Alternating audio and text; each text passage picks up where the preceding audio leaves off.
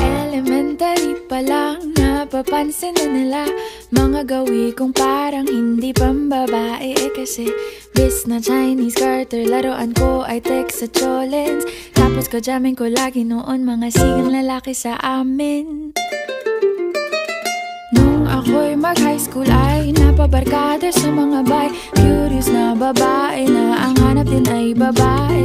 Sa halip na makeup kit, bit-bit ko ay gitara. Tapos pormahan ko lagi ay long sleeves na t-shirt at faded na lonta. Pero nung makilala kita, nagbagong bigla ang aking timpla. Natutuwa ko na magpariband at mag-ahit ng kilay at least once a month. Hindi ko alam kung anong meron ka na sa akin ay nagpalambot ng bigla. Sinong mag-aakalang lalaki pala ang bibihag sa tulad kong tigreng gala.